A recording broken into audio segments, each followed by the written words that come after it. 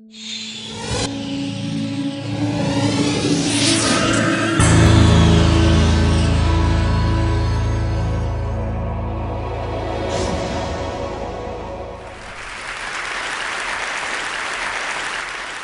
imagine a big explosion as you climb through 3,000 feet. Imagine a plane full of smoke. Imagine an engine going clack, clack, clack, clack, clack, clack, clack. Sounds scary. Well, I had a unique seat that day. I was sitting in 1D. I was the only one who could talk to the flight attendants. So I looked at them right away, and they said, no problem. We probably hit some birds. The pilot had already turned the plane around, and we weren't that far. You could see Manhattan. 2 minutes later, 3 things happen at the same time. The pilot lines up the plane with the Hudson River. It's usually not the route. He turns off the engines. Now imagine being on a plane with no sound. And then he says 3 words, as unemotional 3 words as I've ever heard. He says, brace for impact. I didn't have to talk to the flight attendant anymore. I could see in her eyes, it was terror. Life was over. And I want to share with you 3 things I learned about myself that day. I learned that it all changes in an instant. We have this bucket list, we have these things we want to do in life, and I thought about all the people I wanted to reach out that I didn't, all the fences I wanted to mend, all the experiences I wanted to have and I never did. As I thought about that, later on I came up with a saying, which is, I collect bad wines. Because if the wine is ready and the person is there, I'm opening it. I no longer want to postpone anything in life. And that urgency, that purpose has really changed my life.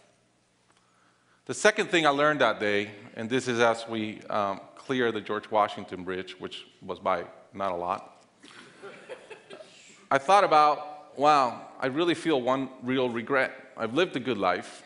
In my own humanity and mistakes, I've tried to get better at everything I've tried. But in my humanity, I also allow my ego to get in.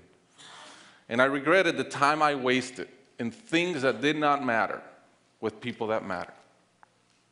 And I thought about my relationship with my wife, with my friends, with people. And after, as I reflected on that, I decided to eliminate negative energy from my life. It's not perfect. It's a lot better. I've not had a fight with my wife in 2 years. It feels great. I'm no longer trying to be right. I choose to be happy.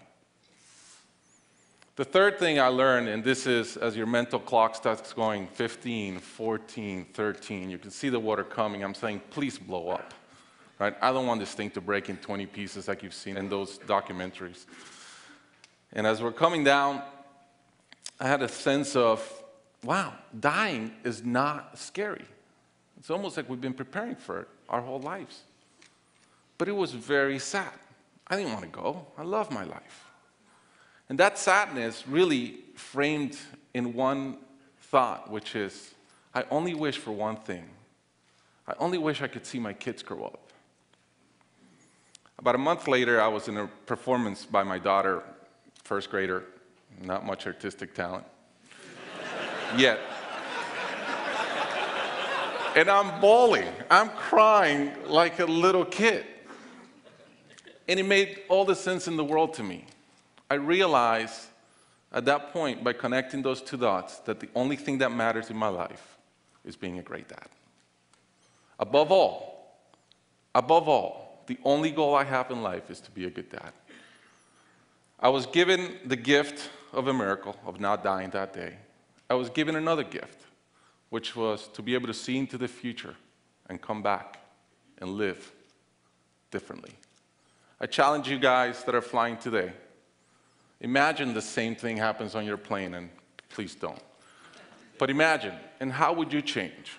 What would you get done that you're waiting to get done because you think you'll be here forever? How would you change your relationships and the negative energy in them? And more than anything, are you being the best parent you can? Thank you.